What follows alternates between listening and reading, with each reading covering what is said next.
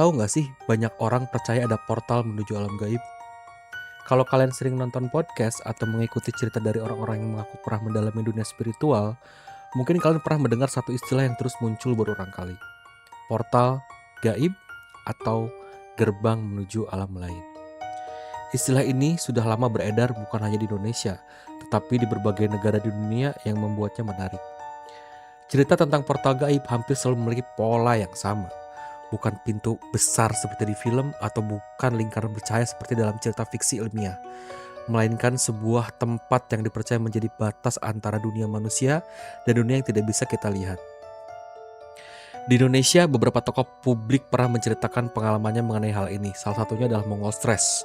Dalam beberapa podcast yang pernah ia ikuti, Mongol menceritakan pengalamannya ketika mendalami dunia spiritual. Menurut pengakuannya, ada lokasi-lokasi tertentu yang dipercaya bukan sekedar tempat biasa, melainkan jalur yang dipercaya menjadi tempat keluar masuk makhluk dari alam gaib. Menariknya, Mongol bukan satu-satunya orang yang pernah berbicara mengenai hal itu. Beberapa praktik spiritual lainnya juga memiliki cerita yang hampir serupa, meskipun menggunakan. Kalau suka konten kayak gini subscribe ya, biar Niskala makin semangat bikin kontennya.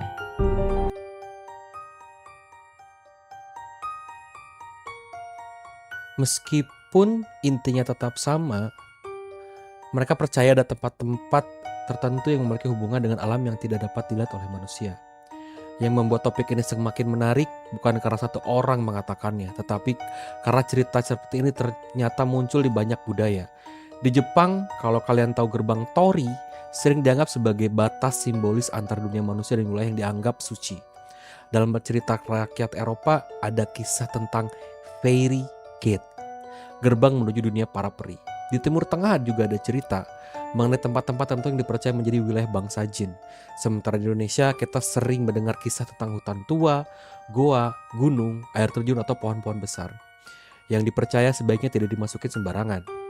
Anehnya, walaupun budaya-budaya ini berkembang ribuan kilometer terpisah, mereka memiliki satu benang yang sama. Selalu ada cerita tentang sebuah gerbang. Lalu muncul sebuah pertanyaan, kenapa? Kenapa manusia di berbagai belahan dunia yang tidak pernah saling bertemu bisa memiliki cerita yang begitu mirip? Apakah semua itu hanya kebetulan? Apakah itu hanya bagian dari mitos yang diwariskan turun-temurun? Atau apakah ada sesuatu yang membuat banyak orang akhirnya mempercayai keberadaan portal menuju alam gaib? Namun sebelum kita membahas apakah portal gaib itu benar-benar ada, kita harus memahami dulu apa sebenarnya dimaksud dengan portal gaib.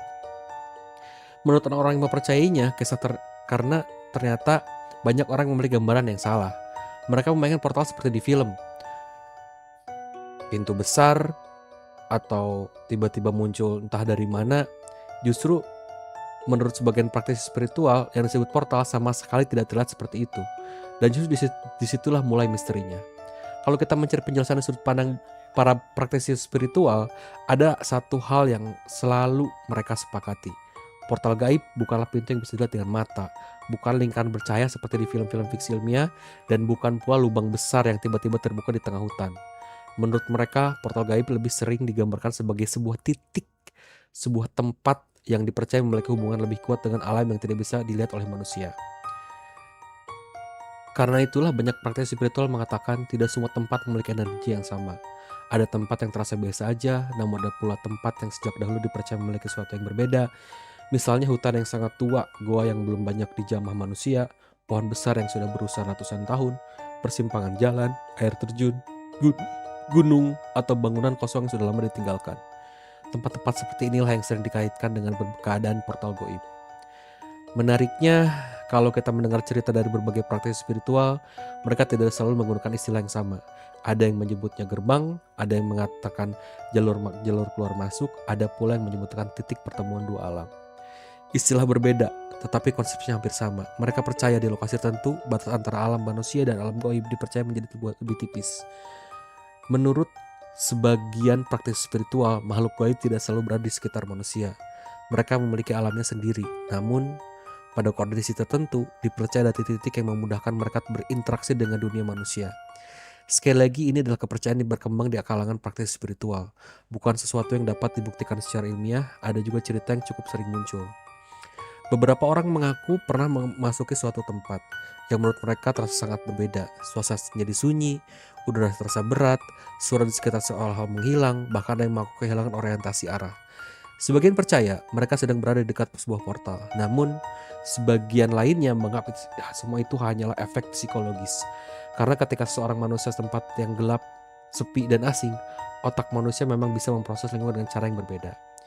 Yang menarik, cerita tentang portal gaib ternyata tidak selalu berkaitan dengan penampakan. Justru banyak kisah orang yang berbicara tentang orang yang tersesat. Ada yang mengaku hanya berjalan beberapa menit, tetapi ketika kembali ternyata sudah berjalan berjam-jam berlalu.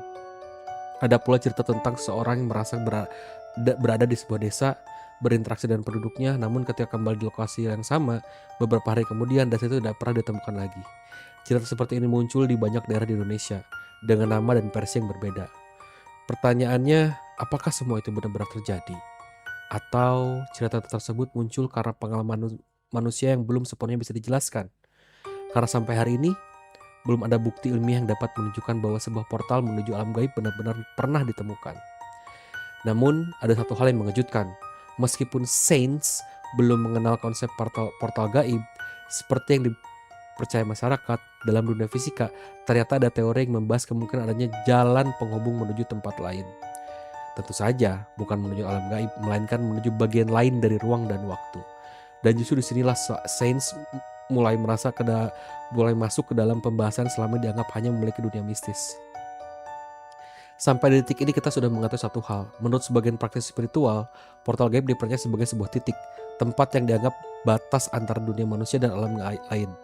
Namun, bagaimana jika kita melihat dari sudut pandang ilmu pengetahuan? Apakah sains pernah membahas sesuatu yang mirip dengan konsep spirit portal? Jawabannya menarik, karena ternyata dalam dunia fisika memang ada sebuah teori yang sering disebut wormhole. Wormhole atau yang juga dikenal sebagai jembatan Einstein-Rosen adalah sebuah konsep dalam teori relativitas. Secara sederhana, wormhole digambarkan sebagai jalan pintas menuju dua titik yang sangat berjauhan di ruang dan waktu. Bayangkan sebuah kertas, kalau kita berjalan dari ujung ke ujung, perjalanannya akan sangat jauh. Tetapi kalau kertas itu dilipat, dua titik yang tadinya berjauhan bisa menjadi sangat dekat. Konsep inilah yang sering digunakan untuk menjelaskan bagaimana wormhole bekerja. Namun, ada satu hal yang perlu dipahami. Wormhole bukan portal gaib dan bukan gerbang menuju dunia lain. Sampai hari ini, wormhole masih merupakan konsep teoritis.